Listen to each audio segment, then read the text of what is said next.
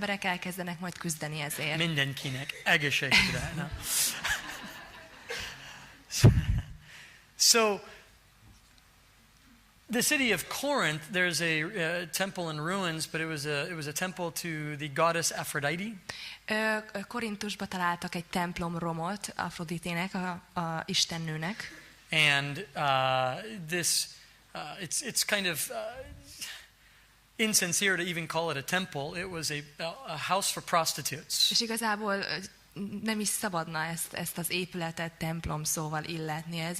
Ez a prostituáltaknak egy háza volt. And priestesses, they were called priestesses. Akiket mellesleg papnőknek neveztek. And but they were prostitutes. De hát prostituáltak voltak. And so the city was extremely immoral.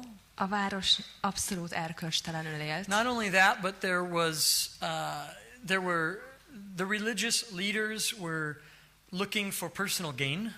És emellett a vallási vezetők abszolút a saját személyes érdekeiket nézték csak. I know that's so hard for us to imagine that today. Ugye tudom, ezt ma Religious tudjuk leaders elképzelni, hogy ministering for personal gain. hogy vallási vezetők a saját céljaikért szolgáljanak. In 2 Corinthians chapter 11, Paul called them ministers of Satan. I guess we know how he feels about it.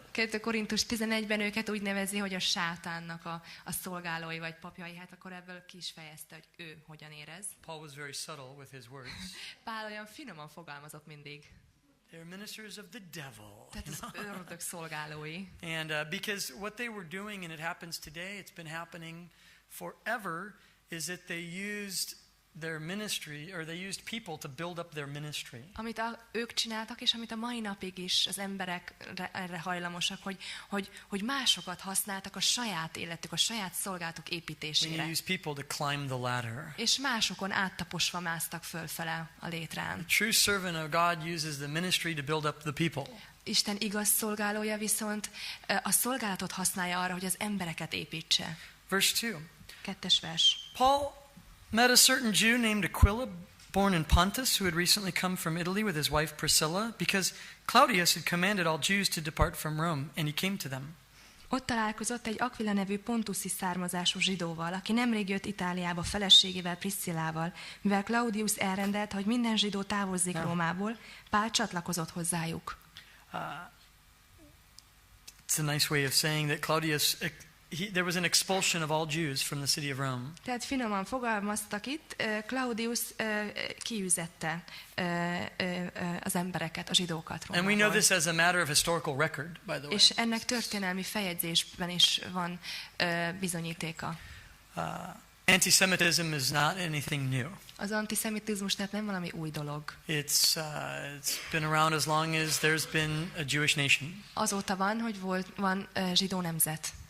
And we're going to talk a little bit more about the issue of racism and prejudice. We'll get there later on. Később még fogunk beszélni a rasszizmusról és az előítéletekről, majd később írtunk oda. I wish you could teach on it once and then be done and everybody listened and responded. It just doesn't work that way. Bárcsak egyszer taníthatnék erről, mindenki meghallja, Don't megfogadja. hate others. Okay. És utána mindenki a szerint él, és soha többé nem kéne erről tanítani, de ez nem így működik. But we did have a topical study on the subject of racism, and if it's something that interests you, you could go onto our website and look it up. Volt azonban a rasszizmusról konkrétan egy tanításunk erről a témáról, úgyhogy ez érdekel benneteket, a weboldalunkon megtaláljátok ezt a tanítást.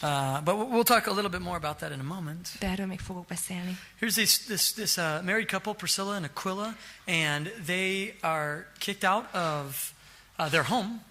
Itt van tehát ez a házas pár, Aquila és Priscilla, akiket kirúgtak kvázi az otthonukból. They probably never met Emperor Claudius. Valószínűleg Claudius They never did anything to him.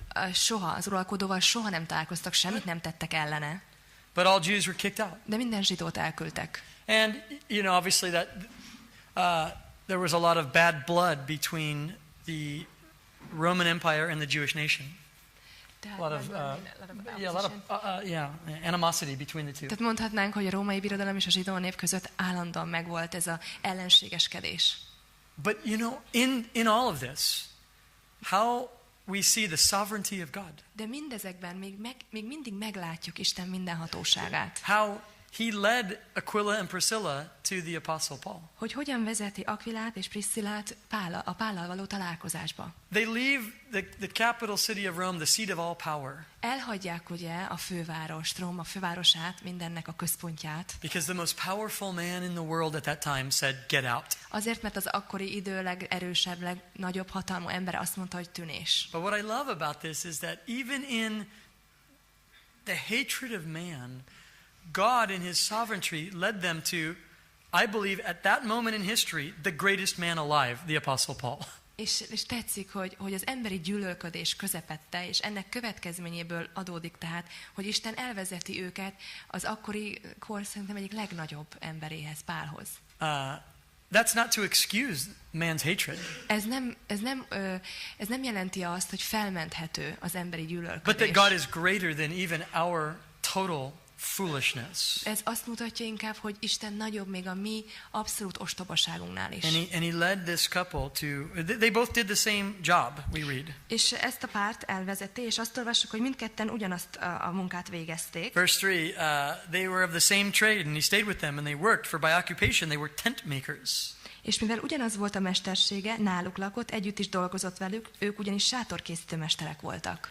Now, the tent making trade, in maybe more modern terms, we would also call it one who works with leather, any form of leather. A sátorkészítő mesterséget ma inkább úgy mondhatnánk, hogy olyas valaki, aki a bőrrel, bőr árukkal dolgozik.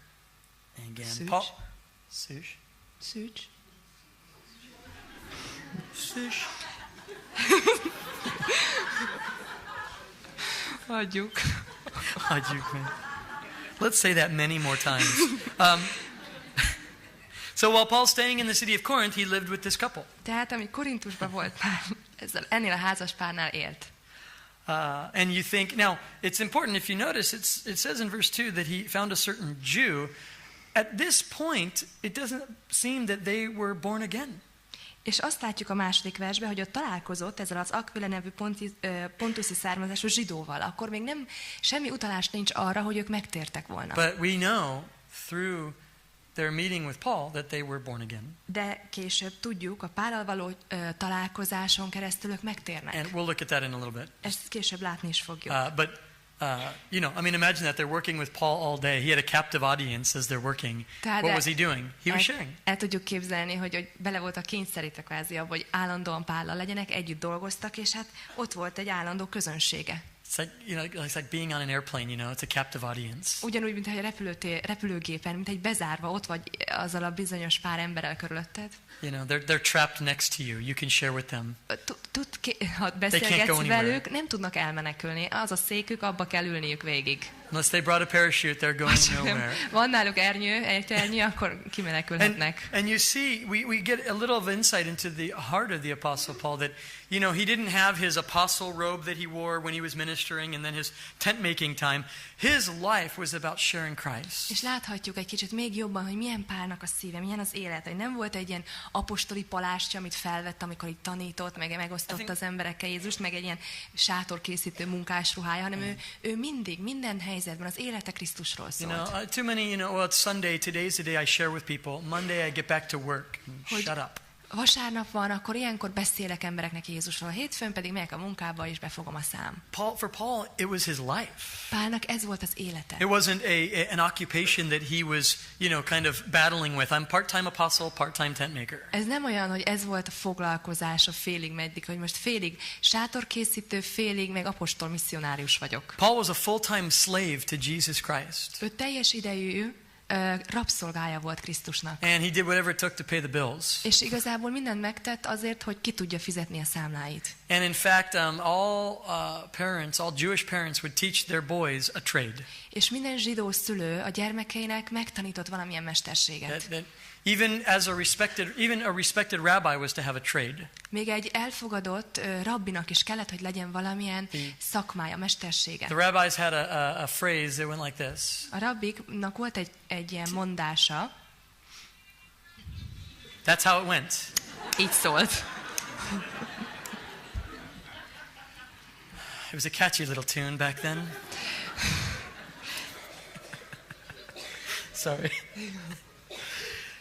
I have no idea what the phrase was. No, okay. The rabbi said, teach your son, he who does not teach his son a trade teaches him to steal. Hogy az az ember, aki nem tanít valamilyen mesterséget a fiának, az arra tanítja, hogy tolvaj legyen. So it was important to know a trade, and this was Paul's trade, tent making. Ez tehát nagyon fontos volt számukra, hogy legyen egy mesterségük, és Pálé ez volt, sátorkészítő.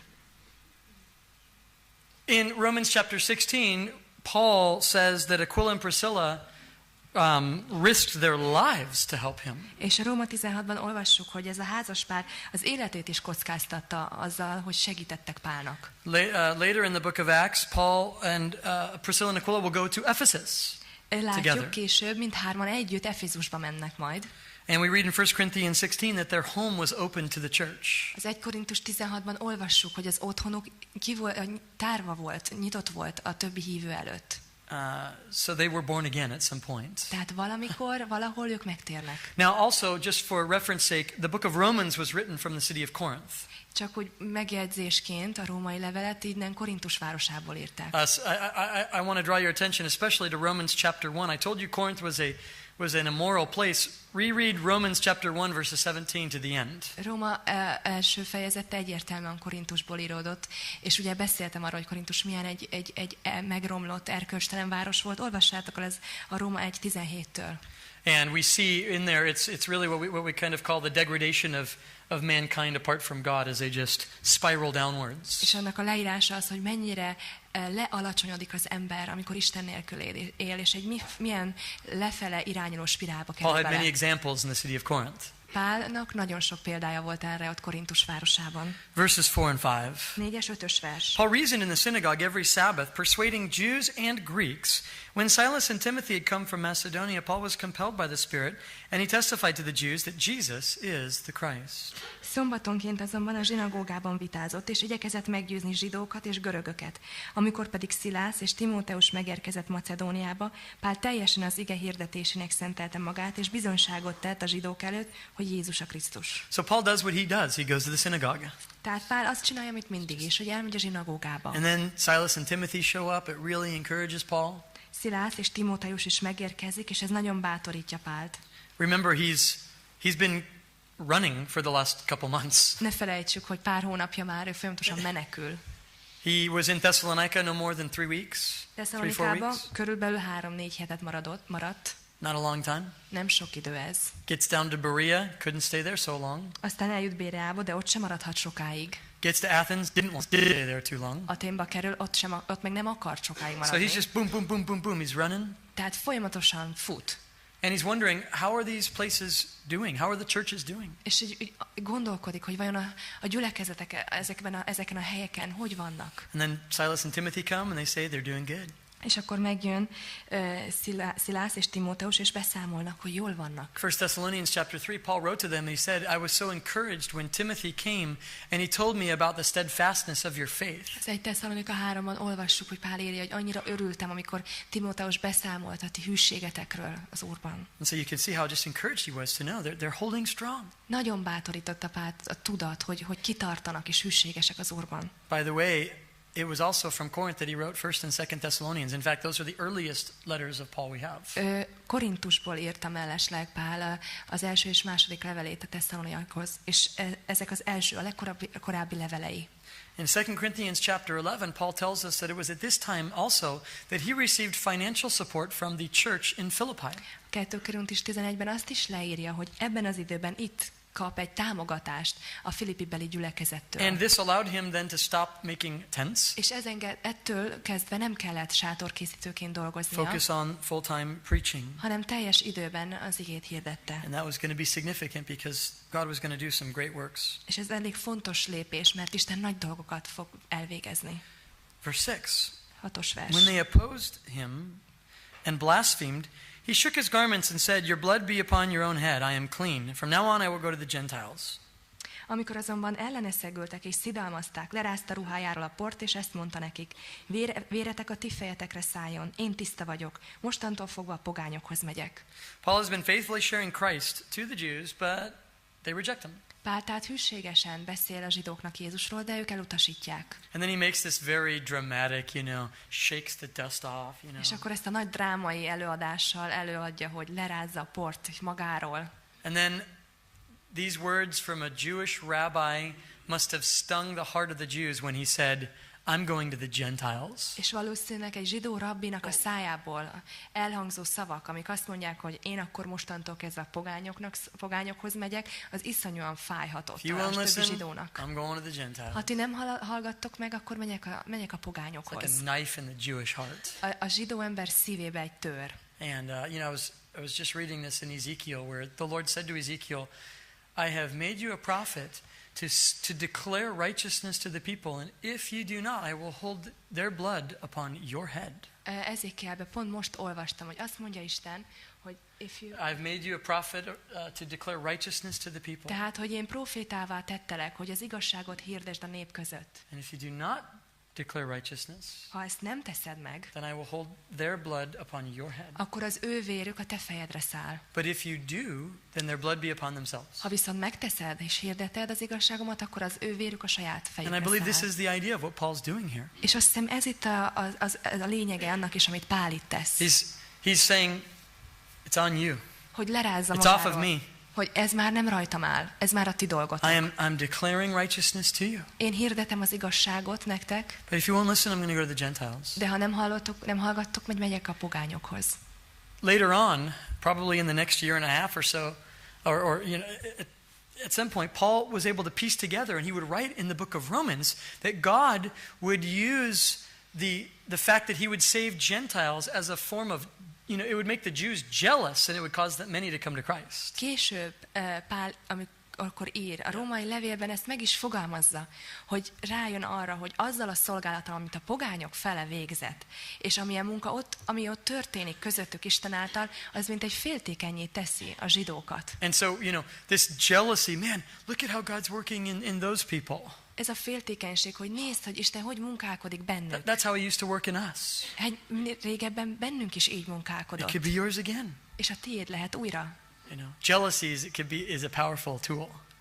A féltékenység az egy nagyon jó eszköz tud lenni. I see this all the time with couples. Ezt látom a pároknál dating is. Couples. Akik együtt járnak. Not married couples. Nem a házasoknál, hanem az együtt járó pároknál. But you see, where maybe the girl's really into the guy and the guy is kind of into the girl. Amikor a lány nagyon oda van a fiúért, de a fiú nem annyira van oda a lányért. And she's like, why doesn't he's not as into me as I am into him. És akkor panaszkodik a lány, hogy a fiú nincs annyira oda érte, mint amennyire én szeretném, vagy én oda vagyok érte. And then you see she breaks up with him. És akkor látod, hogy a lány szakít. Then she dates somebody else. És elkezd randizni mással. Ding, ding, ding, ding, ding. Now the guy's like, whoa, that's my girl. És akkor a fiúba összeáll a kép, hogy hoppácska, azért mégiscsak az én rajom.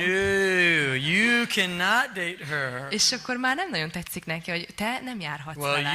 You weren't doing anything. Whoa. De a másik srác, hát te nem csináltál semmit. And then it's like, then all of a sudden, now he's paying attention to her. Most már nagyon odafigyel rá. And jealousy, I'm not condoning this in any way, ladies or men. I'm not telling you go out and do this. I'm just saying it does work. Hint, hint. Okay? A féltékenység tehát működik. Én egy szóval sem akarom ezt semmilyen módon segíteni, vagy dicsérni ezt a módszert. Egyáltalán nem, csak mondom, hogy működik mellesleg. So, just drive them crazy with jealousy, okay? Meg egymást, és akkor... Where are we? Okay. Okay, hol tartottunk? But in a sense, we see that God is speaking to the nation of Israel today through the salvation of Gentiles. És azt látjuk, hogy Isten ma a zsidó néphez azáltal szól, hogy láthatja a pogány emberek üdvösségét és megtérését. And if it causes them to get jealous and to come to Christ, sounds good. És ha ez őket féltékenységre indítja, és ezáltal oda akarnak ők is menni Krisztushoz, akkor jó. Verse 7, Paul departed from the synagogue and he entered a house of a certain man named Justus, one who worshipped God, whose house was next door to the synagogue. Ekkor eltávozott onnan, és egy Titius Justus nevű istenfélő ember házába költözött, akinek a háza szomszédos volt a zsinagógával. I love this. Paul has this huge dramatic scene. I'm shaking the dust off of myself. Tetszik, hogy itt ez a nagy előadás drámaian, hogy lerázom a port magamról, megyek innen, és magam mögött hagylak benneteket. Walks out the door, goes next door, knock, knock, knock. És kilép az ajtón, és a zsinagóga ajtón, és bekopog a szomszédba. He goes to the house next door to the synagogue. Tehát a zsinagóga melletti házba megy be. I mean, this must have driven them all mad. Szerintem ettől teljesen kiakadhattak a zsidók. I'm going to the Gentiles next door. Megyek és hirdetek a pogányoknak a mellettek levő a házban. Verse 8. Crispus, the ruler of the synagogue, believed on the Lord with all of his house, and many of the Corinthians hearing believed and were baptized. 8-as vers. Krisztus a zsinagógai előjáró pedig hitt az Úrban, egész háza népével együtt, és a korintusiak közül, akik hallgatták őt, szintén sokan hittek és megkeresztelkedtek. I think he was bound to get saved. He was going to get saved. I think he would have been saved. But is he now? I think that Crispus was most definitely going to get saved because he was living right next door. Yes. Okay, értem. It's my fault. It's not your fault. I quit. I'm done. It's Tehát nem over. értem, de Let's valamit pray. dereng, de valami... Crispus was going to get saved because he was listening to the preaching of the gospel right next door. Értem. Yeah. Krisztus valószínű, hogy nem tehetett volna más, mint hogy megtér, hisz a zsinagóga mellett lakott, pont ott volt a háza, és kénytelen volt hallgatni, hogy Pál a zsidóknak hirdeti az Urat. He's got his ear to the door all day long. What are they doing over there? What are they doing over there? Hogy ott figyelt, hogy mit csinálnak ott bent, mi történik He's ott. hearing the gospel all day. És egész nap hallja az evangéliumot. And he believes. És már ő is Now hívő. this is the spark that's going to cause a major wildfire in the city of Corinth. Na ez az a kis szikra, ami aztán hatalmas, nagy tüzet fog elindítani ott Korintus városában. And it says here that many believed. Azt írja, hogy nagyon sokan hittek. This guy's the head of the synagogue. Ez az ember a zsinagógia előjáró. He's the chief rabbi of Corinth. Ő a korintusi főrabbi. He just came to Christ. És most tért meg. And his whole family. És az egész háza népe is. This will send shockwaves through the city. Valószínű, hogy ez hatalmas sokként hatott a városra. And God begins to save many people. És Isten elkezd nagyon sok embert megváltani. And now you think this is the time where Paul just rejoices, oh wow, this is good. And it wasn't. És azt gondolnánk, hogy Pál elkezd örvendezni, hogy ez mennyire jó, de nem így volt. Somewhere between verses 8 and 9, Paul started to get really scared. Valami történik a 8-as és 9-es vers közötti időben ott, és Pál azt gondolhatjuk, hogy elkezdett valamiért félni. Why? Miért? Well, because there's a pattern in Paul's ministry. Mert Pál szolgálatában van egy minta. Paul comes to a city. Pál eljön egy városba. Paul preaches the gospel of peace. Ott a békesség evangéliumát hirdeti. In Antioch he was stoned to death. Antiochiában halálra kövezték, és feltámadt. In Philippi he was beaten. Filippiben megverték. Yeah. Thessalonica and Berea, a mob chased him out of town. Tesszalonikából és Béreából pedig a csőcselék üldözte el. That's scary. Ez azért ijesztő. And now Paul's in the roughest of all these cities, Corinth. És most Pál a legkeményebb helyen van, Korintusban. And he's thinking, now that we're getting some notoriety in this town, I'm a dead man. Akkor most valószínű, hogy kezdünk hírhetté válni itt ebbe a városba, tuti, hogy halál vár rám. People are getting saved, there's miracles happening, oh boy. Az emberek kezdenek megtérni, csodák történnek, na kész. Here we go. Something's going to happen. You know? Valami biztos, hogy fog történni. Probably starts twitching. He's like, I've been beat up too many times, man. Szegény már kezd így rángani, hogy jaj, már túl sokszor, már vertek meg minden. You know, I've had enough of that. Már ebből elegem van. And so the Lord, verse 9, comes to him. És 9-es versben azt olvasjuk, hogy az Úr jön hozzá.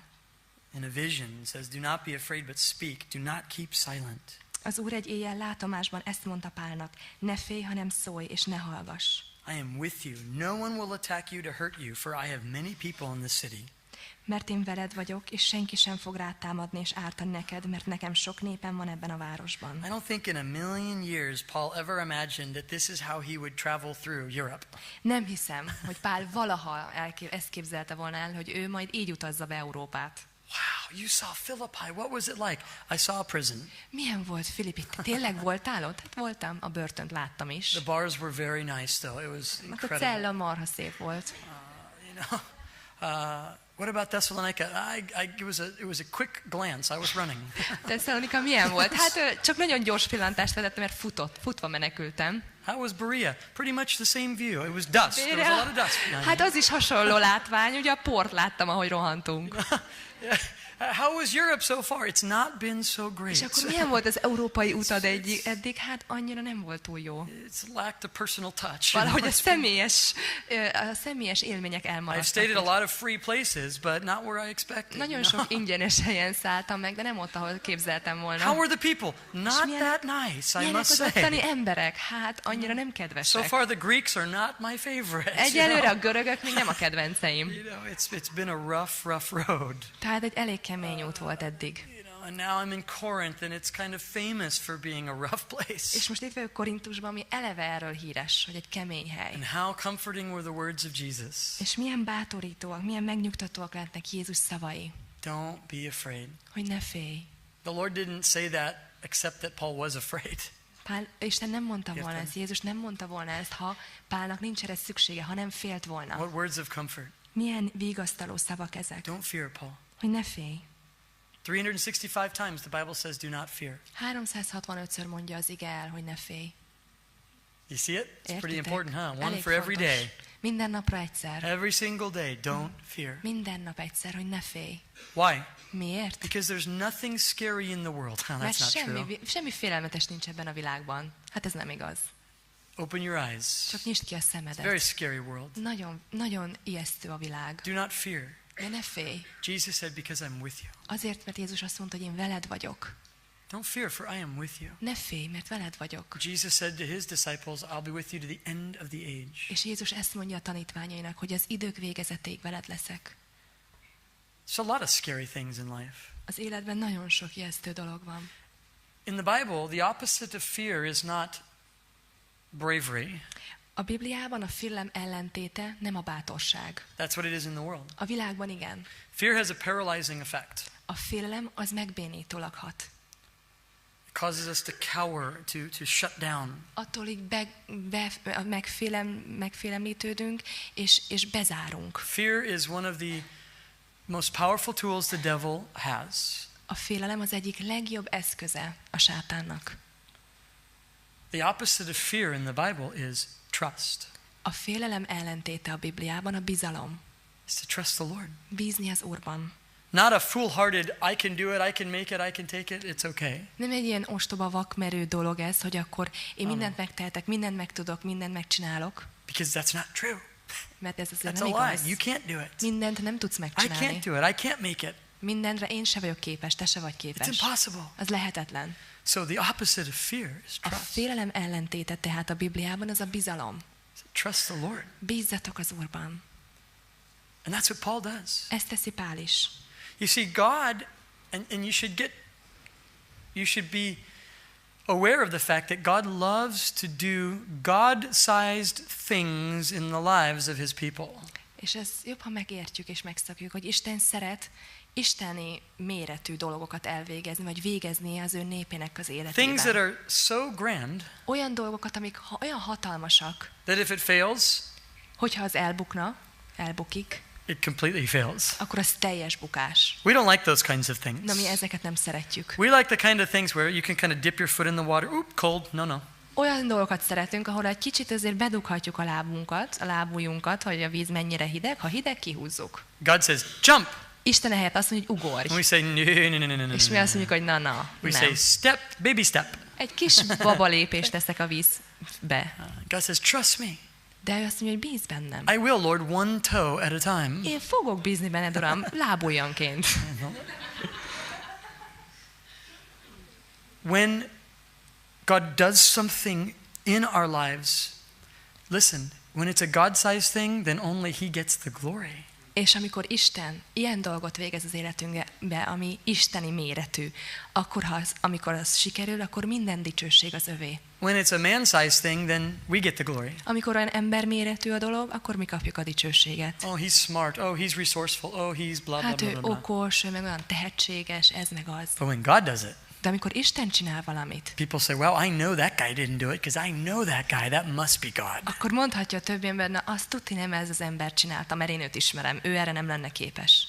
That's the way God likes to work. Isten így szeret munkálkodni. It's a little bit scary. No. It's scary. Ez egy kicsit ijesztő, nem is, ez ijesztő.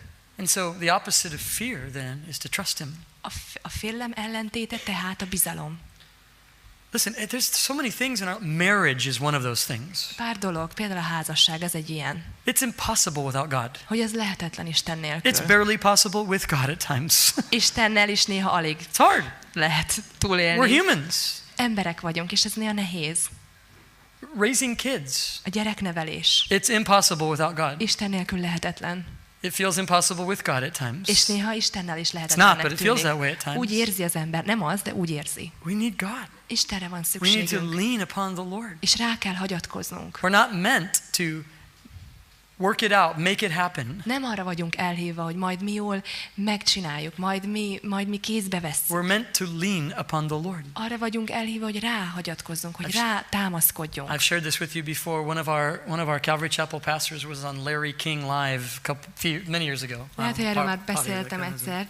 Amerikában az egyik golgotás lelkipásztort meghívták a Larry King Show-ba, ami egy nagy ilyen talk show, mint nálunk a Larry, vagy ilyesmi. He's asking him, don't you feel like Christianity is just a crutch for weak people? És megkérdezte tőle egy kicsit provokatíve ez a műsorvezető Larry King, hogy nem gondolod, hogy a kereszténység, a hit az csak egy ilyen mankó az embereknek? He said, no, I do not believe that. És azt mondta erre a pásztor, hogy nem hiszem. I believe it's a hospital. Én úgy gondolom, hogy ez egy kész kórház. For completely broke people. Teljesen összetört embereknek. It's not just a crutch for me, it's the entire hospital. Nem csak egy mankó számomra, hanem az egész kórház.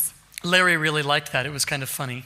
Érdekes volt, hogy Larry Kingnek nagyon tetszett a válasz. I like that. Write that down, somebody. You know? És mondta, hogy na, ezt tetszik, na, ezt valaki írja itt le. Because we want to try to make our faith look a little bit more presentable to the world. Mert néha azt érezzük, hogy a hitünket egy kicsit még szalonképesebbé kell tenni, és elfogadhatóbbá a világ számára. And it doesn't work. De nem működik így. What we need to do is what the world is looking for is hope. És amit tennünk kell az az, hogy kommunikáljuk, amit a világ keres, a reményt. And if we're going to pass on a hope that you could be a better person, that is no hope. Ha te azt a reményt sugárzod, hogy majd te magad jobb ember lehetsz, az nem reménység. If we're going to tell people all you need is a crutch, then we will fail them. Ha annyit mondunk csak, hogy tényleg csak egy mankóra van szükségük, akkor nem jó üzenet ez. I don't need a crutch, I need the hospital.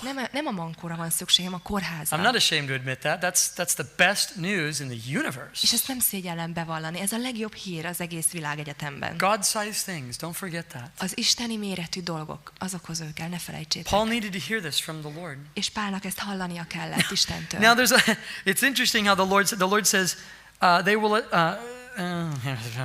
okay, let's look at it again. Verse 10. No one will attack you to hurt you. That's a little bit freaky. Azt mondja, hogy senki nem fog rád támadni és ártani neked. Azért ez elég őrült. You know, Paul says, Lord, what do you mean by no one will attack me to hurt me? Mi az, hogy nem fognak rám támadni, hogy ártsanak nekem? Well, they'll attack you, Paul. Tehát támadni fognak. It just won't hurt. Csak nem fog fájni, nem fog ártani. Thanks, Lord. Fú, hát ez köszi. But I think it was good news because I think Paul seriously was tired of getting beat up. És azt hiszem, ez tényleg jó hír volt Pálnak, mert ő már kezdett besokalni az állandó verésektől. By the way, listen, it was to the city of Corinth that Paul would write in 1 Corinthians 10 that the Lord will not give you more than you can handle. És korintusiaknak írja az 1 Korintus 10-ben, hogy Isten nem fog többet adni nektek, mint amit el tudtok viselni. I think Paul felt that, like one more beating up and I'm done. És valószínűleg ő maga is tapasztalta ezt. Hogyha még egy ütlegelés, és én végeztem, én kész vagyok, nem bírom. I just need a break from that. Egy kis lazítás, egy kis szünetre van szükségem. And the Lord comes and he says, you're going to get attacked, but you won't get hurt. És akkor jön az Úr, és megmondja neki, hogy persze próbálkozni fognak, de ártani neked nem tudnak I majd. think Paul was just able to say, nah, I'm okay with that, Lord, thank you. És akkor azt hiszem right. Pál azt mondja, hogy na jó, ebbe bele tudok úgy menni, ez ugye elég lesz. So, verse 11, he continued there a year and a half teaching the word of God among them. 11-es vers, erre ott maradt egy évig és 6 hónapig, és tanította közöttük az Isten igéjét. Now, you say, well, a year and a half isn't that long. For Paul, it was an eternity. Azt gondolnánk, hogy 1,5 év az annyira nem sok idő. Pál számára ez örökké valóság egy helyen. 1 month in Thessalonica. Tesszalonikában 1 hónapot volt. Who knows how long in Berea? Nem Not very tudjuk, long. hogy hány hét volt Béreában. Athens, he did not stay long. Aténban sem maradt sokáig. Year and a half was a long time. Az 1,5 év tehát hosszú idő. The result was a very large, strong, established church. És az eredmény egy nagyon nagy, megalapozott, erős gyülekezet. Verse 12, here comes the attack. És That won't hurt. 12-es vers a támadás, ami aztán azért nem fog ártani. When Gallio was proconsul of Achaia, the Jews with one accord rose up against Paul and brought him to the judgment seat, saying, "This fellow persuades men to worship God contrary to the law." Amikor pedig Gallió volt Akája helytartója, a zsidók egy akarattal pára támadtak, a törvényszék elé vitték, és így szóltak: ez az ember arra csábítja az embereket, hogy törvényellenes módra tiszteljék az Istent. Okay, now in the book of Acts, it's also true in the Gospels, whenever the writer would reference a secular leader, it gives us a point to know when these events happened. Amikor itt az abcselben vagy az evangéliumokban az író, a szerző valamilyen utalást tesz egy világi személyre, akkor az számunkra referencia, hogy a történelem révén beazonosítjuk, hogy mikor volt ez. We know secular history speaks of Gallio. Tehát a világi történelem beszél Gallióról. He reigned in this region. He was the appointed governor in 51 and 52 AD.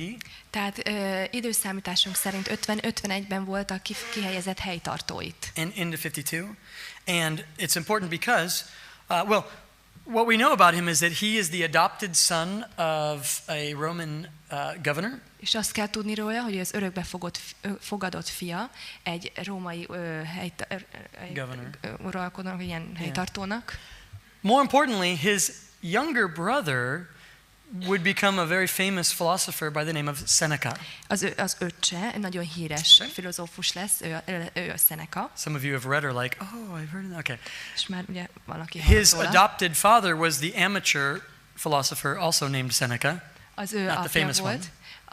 Az amatőr Seneca, nem a híres filozófus, hanem csak egy próbálkozó. Now, at this time, little mean, but okay. At this time in history, listen, Seneca is not writing philosophy, he's a tutor.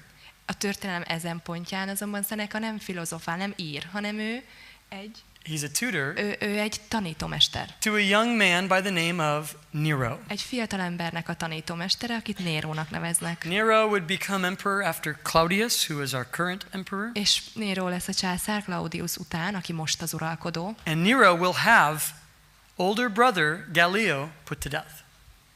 Nero will kill Gallio. És Néró aztán megöletteti Galliót. Kind of a little bizarre family thing going on. Érdekes családi ügyletek itt. The days of it was a soap opera in the Roman Empire. A római birodalom szappanoperája is ment. Now, the Jews bring Paul before Gallio and they say, he's teaching things that are contrary to the law. És akkor fogják a zsidók, és oda viszik Gallió elé Pált, hogy olyan dolgokat tanít, ami törvényellenes. Verse 14 and 15. 14-es vers. When Paul was about to open his mouth, Gallio said to the Jews, if it were a matter of wrongdoing or wicked crimes, O Jews, there would be reason why I would bear with you. But if it is a question of words and names in your own law, look to it yourselves, for I don't want to be a judge of such matters. Amikor azonban Pál szólásra akarta nyitni a száját, Gallió ezt mondta a zsidóknak: ha valami törvénytelenségről vagy súlyos büntetről volna szó, ti zsidók a törvény értelmében meghallgatnálak benneteket. Ha viszont rátok tartozó ügyekről, nevekről és a ti törvényetek van közöttetek vita, azt intézzétek el magatok, mert én ilyenekben nem kívánok bíró lenni. And so we kind of see the progression of the Jewish attack against the Christian faith as well as the Roman Empire's response. Látjuk, tehát elkezdjük látni, hogy a zsidók hogyan kezdik támadni a keresztényeket, és hogy milyen reakciót mutat erre Róma. We see the Jews using the same thing they did against Jesus, and that is accusing him of breaking Jewish law. Ugyanazzal vádolják őket is, mint ahogy Jézust vádolták a zsidók, hogy megszegi a zsidó törvényeket. And it worked in Jesus's case. He was crucified. Jézus esetében működött is a dolog, őt keresztre feszítették. Now Gallio, we see the Roman Empire's early response to Christianity. Gallióban látjuk, hogy hogyan reagál a római birodalom a korai kereszténységre. Before Paul had a chance to even speak, mielőtt Pál még bármit mondhatott volna, Gallio says, listen, I'm not interested in your silly Jewish laws. Gallió azt mondja, engem nem érdekelnek a ti buta zsidó törvényeitek. It means nothing to me. Ez számomra semmit nem jelent. You deal with your own problems. Ti menjetek és intézzétek el magatok között. So we see that the Jews at this time were still trying to accuse Christians only of breaking Jewish law. Now later they will accuse Paul of breaking Roman law. Tehát a zsidók elkezdik, itt még mindig csak a zsidó törvények megszegésével vádolják a keresztényeket. Később azonban majd a római törvények megszegésével is kezdik vádolni Now őket. Rome is interested. Onnantól kezdve már Róma is, a birodalom is érdekelt. They don't care about Sabbaths and 10 commandments. Őket nem érdekli a szünnap, meg a 10 parancsolat. As long as you pay taxes, they don't care. Amíg befizeted az adót, nem érdekli, mit csinálsz. And Paul was a good citizen. És Pál jó állampolgár So, volt. from the Roman Empire's perspective, we don't care. A római birodalom szempontjából ők úgy érzik, hogy ez minket nem érint. All of that would change when Nero would become emperor. De mindez nagyon megváltozik, amikor Néró kezd uralkodni. For the next 330 years of Roman Empire's history, the church would be under constant attack. Azután levő 330 évre a birodalomban végig a kereszténység állandó támadás alatt lesz. But we see now the reasonableness, because the Roman Empire viewed Christianity as a fragment of the Jewish faith. És látjuk, hogy itt észszerűen reagál Róma. Egyszerűen úgy gondolták, hogy a kereszténység a zsidó hitnek valamilyen kis részegysége. In the Roman Empire, just about every religion was accepted. És Rómában, a római birodalomban ugye szinte minden vallás elfogadott volt, mindenki. But the Jews were given special grace, I guess you could say. És mondhatjuk úgy, hogy a zsidóknak azonban még több kegyelmet, még többet engedtek. For you see, they would not worship the emperor or his symbol. Nem kellett az uralkodójukat, a római uralkodót és annak a szimbólumait imádni, vagy leborulni előttük. Rome had only one of two options. Rómának 2 opciója volt. Kill every Jew, Vagy megölnek minden zsidót, or allow them to not worship the emperor. vagy megengedik számukra, hogy nekik nem kell imádni az uralkodót. Originally they tried the kill every Jew theory. Az első opciót kezdték, hogy minden zsidót elkezdtek öldösni. In Pilate's day, he would massacre an entire stadium of Jews. Látus idejében egész stadionnyi zsidót öletett meg. Holocaust type events happened far earlier than in the 30s and 40s of our century, last A century. holokauszthoz hasonló dolgok már megtörténtek abban az időben, nem csak a mi időnkben. But Jew after Jew would continue to march forward to their death. They would not worship the emperor's sign. And so the Roman Empire said, okay, it's better to get taxes than anything else. Elnézést. A zsidók belegyalogoltak a halálukba inkább, mint hogy leboruljanak a rómaiak szimbólumai meg a császár előtt, és úgy döntött Róma, hogy inkább jobb, ha az ember él és adót fizet. They were totally practical. Nagyon gyakorlatiasak It's voltak. better to get their money Inkább a pénzükkel, than to just kill them. mint hogy leöldössük őket. And so sadly, that's the state of Rome and the Jewish faith at this point. Tehát szomorúan, de ez a helyzet most Róma és a zsidó hitnek az And állapotára. Christianity was just a part of that. És a kereszténység nekik csak egy része volt mindennek. Verse 16. 16-os vers. He drove them from the judgment seat. Get out. Azután Case kiutasította closed. őket a törvényszék elől. Egyszerűen végzett velük. Then all the Greeks took Sosthenes, the ruler of the synagogue, and beat him before the judgment seat. But Gallio took no notice of these things. Ekkor valamennyien megragadták Szosztenészt, a zsinagógiai előjárót, és ütlegelték a törvényszék előtt, de Gallió mit sem törődött ezzel. Who cares if some Gentiles beat up on a Jew? Kit érdekel, Who ha a cares? pogányok így megverik azt a zsidót?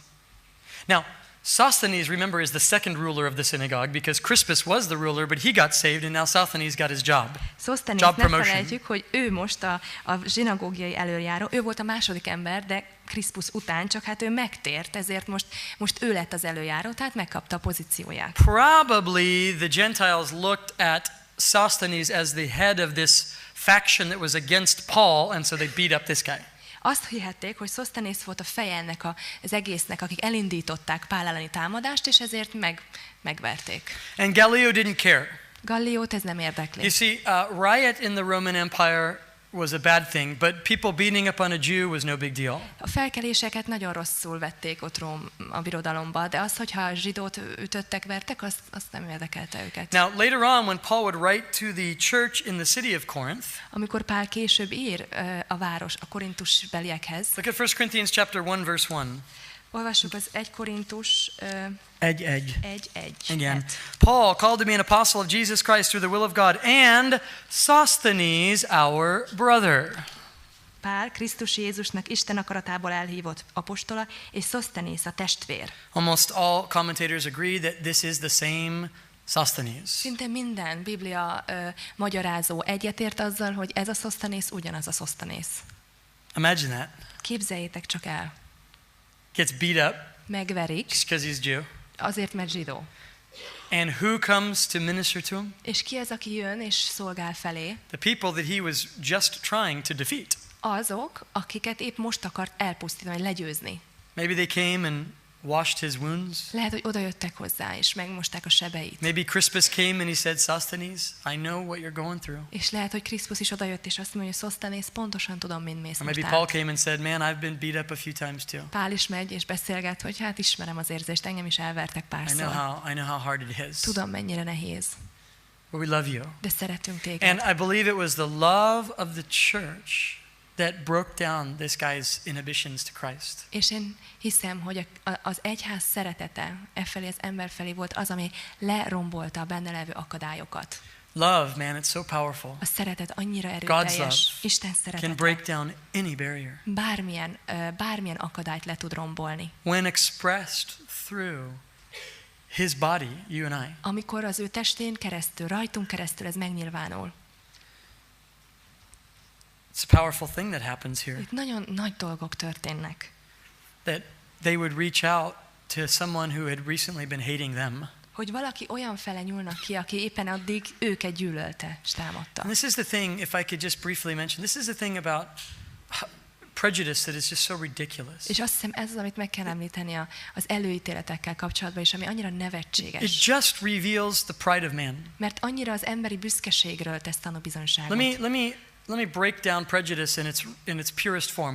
I hate you because I'm better than you. Ha nagyon leegyszerűsíteném That's az it. előítéleteket, akkor azt mondhatnám, hogy én utállak téged, mert én jobb vagyok. I am better than you. Én jobb vagyok nálad. That's prejudice. Ez az előítélet. And that is the sin of pride. És ez a büszkeségnek a bűne, I'm better. hogy én jobb vagyok. I have more value than you do. Én értékesebb vagyok, mint te.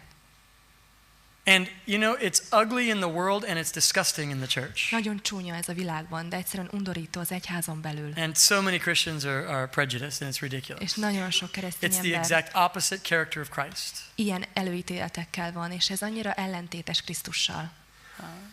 God's answer to prejudice is this: esteem others as better than yourself. Krisztus válasza erre, az előítéletekre az, hogy másokat magad elé helyez. Instead of you're less than I am, it's you're better than I am. Ahelyett, hogy azt gondolnád, hogy te kevesebb vagy, mint én, gondold azt, hogy téged magam elé helyezlek, te jobb vagy, mint én. There is no place for prejudice in the church. Egyszerűen nincs helye az előítéleteknek az egyházban. No place. Nincs helye. Oh, but they deserve it. No. De hát megérdemlik. You and I Nem. deserve hell, and we aren't getting that. So let's just shut it about the who deserves what. Mi a poklot érdemelnénk, és nem azt kapjuk. Úgyhogy mi szerintem csak maradjunk csöndbe, hogy ki mit érdemel. Oh, but they, oh, but you. Jaj, de ők, na de jaj, de te. I love pointing fingers, don't you? It's so much nicer. It Annyira gets jó. the attention off of me. Ilyen jól mutogatni másokra, így legalább nem rám figyelnek. But we always had a pastor that said, whenever you point a finger, you have 3 pointing back at you. Azt hallottam egyszer egy pásztortól, hogy amikor így rámutatsz valakire, akkor 3 ujjad magadra mutat vissza. So whenever you point with your whole hand. That's Úgyhogy no. az a módszer, hogyha mutogatsz valakire, teljes kézzel 5 ujjal előre mutogass. It's a horrible thing to say. Nem ez a konklúzió. You and I were going to hell, but we're not anymore. Mi is a pokol fele tartottunk, de már nem oda tartunk. So don't judge another man Úgyhogy másokat se ítélj. as being less than you, Ne ítéld, hogy ők kevesebb, mint te because vagy. they're not. Mert nem azok. And it just has no place in the kingdom of God. És Isten országában ennek nincs helye. Paul, it says in verse 18, remained a good while, then he took his leave of the brethren, sailed for Syria, and Priscilla and Aquila were with him. He had his hair cut off at Cenchrea. This is news. Paul had a haircut, and he took a vow. Pál pedig még jó néhány napig ott maradt, azután elbúcsúzott a testvérektől, és Szíriába hajózott Priscillával és Aquilával együtt, előbb azonban megnyiratta a fejét Kenkrába, ez hírérték, mert fogadalma volt. Tehát Pál lenyiratkozott. You know, it's like, oh, when did he ever get his haircut? Now we know. Tehát gondolkodtál volna, hogy Pál mikor vágatta a haját, itt tudunk egy pontot, hogy itt biztos. Great stylist in Cenchrea, and he hit it up there. This is what the Bible would refer to as a Nazirite vow. A Biblia erre a nazarénus fogadalomként utal. That is where a person, a Jewish male would say, I want to dedicate some time to a more intimate walk with God, and I will drink no wine for a prescribed period of time. Ez tehát az a fogadalom abból állt, hogy egy zsidó férfi odaszánta magát, hogy egy Istennel még szorosabb, még bensőségesebb kapcsolatban járjon, és ezért az idő alatt nem ivott bort. And at the end of this time, they would shave their head. És nem vágott, and they didn't cut their hair either, right? No, yeah, they didn't cut their hair. Nem vágották hajukat, csak a legvégén vágták le. And then they would take the hair that they cut, and they would then offer it as a sacrifice to the Lord. És amit levágtak hajat, azt aztán Istennek mint áldozat bemutatták. This is what Paul does. És ezt teszi Pál is. Why? Miért? Because he wanted to. Mert ezt így akarta. Listen very closely to this, because he wanted to. Mert figyeltek, mert így szerette volna. Was it mandatory? Hogy ez kötelező volt? No. Nem. He just wanted to. Egyszerűen így döntött. I want to get closer to the Lord. Hogy szeretnék közelebb kerülni Istenhez. And so I'm gonna hold to this vow. Úgyhogy ezt a fogadalmat most megtartom, és We're not under legalism, guys. mi nem vagyunk már a törvény alatt, törvényeskedés You're free. alatt. Szabadok vagytok. You want to fast? Go fast. You don't want to fast? Don't fast. Ha Whatever. szeretnél böjtölni, böjtölj. Ha nem szeretnél böjtölni, ne böjtölj. You want to dedicate a time to a deeper time with the Lord? Do it. Ha szeretnél odaszánni egy időszakot Istennek, hogy ezt most mélyebben vele töltöd, akkor tedd meg, mert szabad vagy erre. Maybe you should. If there's things in your heart that you're needing answers from the Lord, maybe you should do that, but you're free. Vagy lehet, hogy meg kéne Go as tenned, God leads you. olyan nagyobb kérdések vannak a szívedben, és válaszokra vársz Istentől, akkor tedd meg, de szabad vagy nem megtenni is. You're free. Mert szabad vagy. And Paul just wanted to do this. Verse 19, he came to Ephesus, and he entered the synagogue and reasoned with the Jews, and they asked him to stay longer, but he did not consent. Tehát ezt ő döntötte. Aztán 19-es vers. Efezusba érve elvált tőlük, maga pedig bement a zsinagógába, és vitázott a zsidókkal. Amikor arra kérték, hogy hosszabb ideig maradjon náluk, nem volt rá hajlandó. But he took leave of them, saying, I must by all means keep this feast in Jerusalem, but I will return again, God willing, and he sailed from Ephesus. Hanem búcsút vett tőlük, és ezt mondta, ismét visszatérek hozzátok, ha az Isten úgy akarja. Aztán elhajózott Efezusból. This is amazing. Every synagogue Paul's gone into so far drove him out, and now one of them says, stay, and he says, nope, gotta go. Eszméletlen. Minden zsinagógába, ahova bement Pál, mindig elődözték. Most itt van egy zsinagóga, ahol marasztalják, ő meg azt mondja, nem mennem kell. I gotta go. I got hair to deliver to Jerusalem. Mennem kell, a hajamat el kell vinnem Jeruzsálembe. I want to keep my vow. Szeretném megtartani a fogadalmamat. Why, Paul? Are you under obligation? No, De I want to. Miért, Pál? Ilyen kötelezettségek alatt vagy? Nem. I'm csak free. Én szabad vagyok, de ezt szeretném véghez vinni. But Paul, how could you leave these people who are interested? Because I made a vow to the Lord. De hát hogy hagyhatod itt why. ezeket az embereket magad mögött, akiket érdekel az Úr? És azért, mert rájuk bíztam. Istenre bíztam őket, és én megyek, csinálom, amit He'll elkezdtem. be back in Ephesus pretty soon. Nagyon hamar vissza fog térni And Efézusban. a fabulous church will be planted. És egy fantasztikus gyülekezet fog ott plántálódni. Verse 22, when he landed at Caesarea and gone up and greeted the church, he went down to Antioch. Miután Cezáreába érkezett, felment, köszöntötte a gyülekezetet, aztán lement Antiókiába. This is home church. Az ő otthoni He's gyülekezete. been gone for about 2 years, a little over 2 years.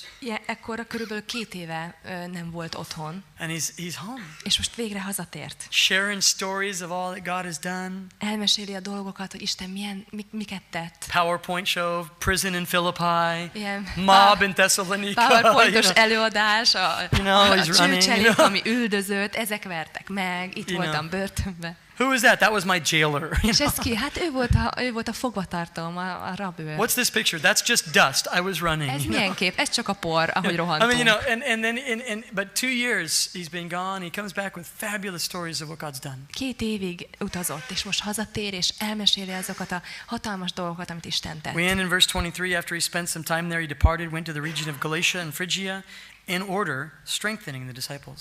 23-as verssel fejezzük be. Ott időzött egy darabig, majd útra kelt, sorra végigjárta Galácia vidékét és Frigiát, erősítve valamennyi tanítványt. Paul just had the bug to get back out again. Tehát ott volt benne a mehetnék, és már indulnia kellett Pálnak. Good to be home for a while, but I got to get back out there. Jó volt otthon, de most már mennem kell. Now, let me end with this. Paul's life Gondoljunk arra, hogy ott van Pál élete. is on one side just seems like an impossible life to model. Olyan életnek tűnik, amit szinte lehetetlen lemodellezni, And yet leutánozni. on the other side, it seems totally appealing. Másik oldalról viszont annyira vonzónak is tűnik. On one hand, you look at it and you say, I could never do what he did. Egyik oldalról azt gondolod, hogy ezt soha nem tudnám utána csinálni, végigcsinálni, amit ő. The prisons, the beatings, the persecution. A megveretés, az üldöztetés. When Paul described his experience, naked and poor and without, it's like, no, I don't want any of those things. Amikor Pál leírja, hogy mezítelen volt, hogy szűkölködött, hogy nem volt semmi, hát azt gondoljuk, hogy ezt annyira nem akarjuk. Many beatings and prisons, shipwrecked 3 times, it's like, no thanks. Hogy megverik, hogy börtönbe zárják, hogy 3-szor hajótörést szenved, és erre azt gondoljuk, hogy köszi nem. You think, wow, why would anybody put up with that kind of life? És azt gondolnánk, hogy ki az, aki ezt hajlandó elviselni. On the other side, you look at it and you think, that's an appealing life. Másik oldalról viszont azt érezzük, hogy ez nagyon is vonzó élet. To go where God says. Hogy menjünk, amerre Isten mondja. To do what God says. Mindig azt tesszük, amit Isten mond. To speak what He tells you to speak. Azt mondjuk, amit ránk bíz, hogy mondjuk. Doesn't that sound appealing? Nem vonzó ez? To just live your whole life where I'm just going to do whatever it is that the Lord tells me to do. Hogy úgy élek, hogy minden, amit teszek, az arról szól, hogy mit akar Isten. And nothing else. És semmi más. I might have to make tents to pay the bills. I'll do that. Jó, oké, lehet, hogy sátrakat kell gyártanom, hogy pénzt keressek, de akkor ezt fogom tenni. But I'm going to make my life about serving Jesus Christ. De az életemet arra szeretném odaszánni, hogy őt szolgálom. I'm going to live for the kingdom of God. És Isten országáért fogok élni. That is totally appealing. Ez annyira vonzó. To give up everything to follow Jesus. Hogy mindent feladva Jézust kövessük. No matter what the cost. Bármi áron is. Because no cost on my end could compare to the glory that awaits. Mert bármi árat is fizetnék, az nem is hasonlítható össze avval a dicsőséggel. You think Paul's in heaven right now saying, man, I really wish I would have lived a mediocre Christian life. Vajon Pál a mennyben most azt gondolja, hogy bárcsak én középszerű keresztény életet éltem volna. Wish I would have just settled down and done nothing for Jesus. Kicsit úgy letelepedek, és semmit nem csinálok Krisztusért. I'd still be here in heaven. Akkor is itt lennék a mennyben. So what's the big deal? Akkor mi a nagy gond? He's there with no regrets. Pálnak semmilyen megbánás nincs a szívében. I fought the good fight. Én megharcoltam a nemes harcot. I finished the race. És befejeztem a futásomat. Don't you want to live like that? Nem így szeretnétek élni? Yeah, you got to make tents to pay the bills. Igen, sátrakat kell készítenünk, hogy kifizessük a számlát. Give to Caesar what is Caesar's. És meg kell adnunk a császárnak, ami a császáré. But give to God what is God's. De adjátok oda Istennek, ami Istené. What is God's? In that analogy Jesus gave, what is God's? Ebben az analógiában, amit Jézus mondott, mi Istené? The people came to him and said, should we pay taxes? Jesus said, give me a coin. Somebody give me a coin. I don't want a coin. Jesus said amikor Jézushoz oda mentek az emberek, emberek, like bills. mit kéne adnunk a császárnak, és erről kérdezik, akkor azt mondja neki, hogy adjatok egy kis pénzt, mármint adjatok egy darab pénzt. And so he took, he got a coin. He said, whose image is on this coin? És azon a pénzérmén megkérdezte, hogy kinek az arcképe van ezen. Any little kid could have answered that one, Caesar's. Bármilyen kisgyerek tudta a választ, hogy a császáré. So give to Caesar what's his. Hát akkor adjátok meg neki, ami az övé. It's his picture, give it back. Ha az ő képe van rajta, biztos az övé, add vissza. Give to God what is God's. És add meg Istennek, ami Istené. Now what does Genesis tell us? És mit mond az 1 Mózes számunkra? You were made in the image of God. Hogy te Isten képmására lettél alkotva. Give to God what is God's. Úgyhogy add meg Istennek, ami az övé. You are God's. Te vagy Istené. So give Hungarian government your money and give your life to Jesus. Úgyhogy a magyar államnak add meg a pénzed, Don't Istennek reverse meg the az two. életed. Nehogy ezt megcseréld. Don't reverse the two. Soha ne ezt. You are citizens of heaven. Mert ti már ambassadors of Jesus Christ. mennynek vagytok az állampolgárai és Jézusnak a követei. Give the governments of this world the money they deserve.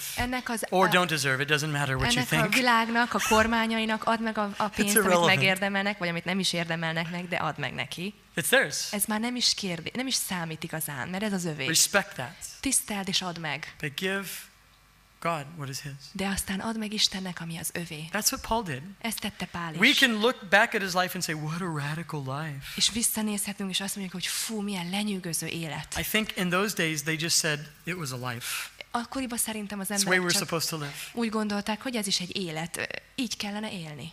It's appealing to me. De nekem nagyon vonzó. A little bit scary. Kicsit ijesztő. But there's an appeal too. De van benne valami, ami vonz. Live that way. Úgyhogy éljünk így. Oh, I just have a job and I hate my job. De van egy munkám, azt utálom. All right, whatever. Hát jó. Pay the bills. Fizest ki a számláit. Preach Christ. De közben Let him be hirdesd known. Krisztust. ismertesd meg a világgal I őt. can't wait till I'm out of school. Just do your thing at school, man. Work hard, get the grades, and live for Jesus. De hát alig várom, hogy végre befejezem az iskolát, és akkor majd. Nem, ott vagy az iskolában, tanulj keményen, szerezz jó jegyeket, és közben élj Krisztusért, hirdesd őt ott. Be the best you can be, but live for Jesus Christ. És légy a legjobb abban, amit csinálsz, mindezt Krisztusért. And then, you know, one day when we're all going to die someday, unless the Lord returns, and we will have no regrets. És egy nap, amikor meghalunk, mindannyian meghalunk, ha csak nem Krisztus előbb vissza nem jön értünk, akkor nem lesz semmi, amit meg kellene bánnunk. Let's pray. It's time. Imádkozzunk. Father, I thank you for your word. Atyám, köszönöm a te igédet. It's so logical and simple, but really difficult to follow. Annyira logikus és egyszerű, de nehéz követni. Especially, Lord, when there's so much pride and carnality in us. Különösen, amikor olyan sok büszkeség és testiesség van bennünk. Lord, help us to submit our lives under the authority of Jesus. Uram, segíts nekünk alárendelni magunkat, az életünket Krisztusnak. We were made in your image. Mert Uram, mi a te képmásodban lettünk belong to you. alkotva, és hozzád tartozunk. Help us to give to God what is God's. Segíts megadni neked azt, ami a tiéd, Uram. Lord, we all have to pay the bills. És Uram, mindannyiunknak ki kell fizetnünk a számlákat. But we don't want to live for paying the bills. De nem azért akarunk élni, hogy ki tudjuk fizetni Pray a we would live számlákat. for eternal things. Segíts, hogy örökkévaló dolgokért éljünk. As Paul did. Ahogy Pál is így élt. Help us, God. Segíts, Uram. Help us to live, Lord, even maybe we would say that we live in a modern day Corinth of immorality. Help us to live for you. Uram, segíts, amikor mi ma egy mai világi Korintusban élünk, hogy akkor is ennek közepette is te érted éljünk. Lord, help us to not be overwhelmed by society, but help us to, as Paul did in his day, we want to make an impact upon our society. Uram, add, hogy ez a társadalom ne győzzön be bennünket, vagy ne kebelezzen be, hanem mi tudjunk te általad hatással lenni erre a társadalomra. And we need your spirit. És szükségünk van a te lelkedre. Thank you, Lord. Köszönjük, Uram. We love you. Szeretünk téged. Give you this week. Neked adjuk ezt a hetünket. In Jesus' name. Jézus nevében. Amen. Amen. God bless you guys. Isten áldjon Have a great benneteket. week. Legyen nagyszerű hetetek. See you on Wednesday. És szerdán találkozunk. Isten áldjon.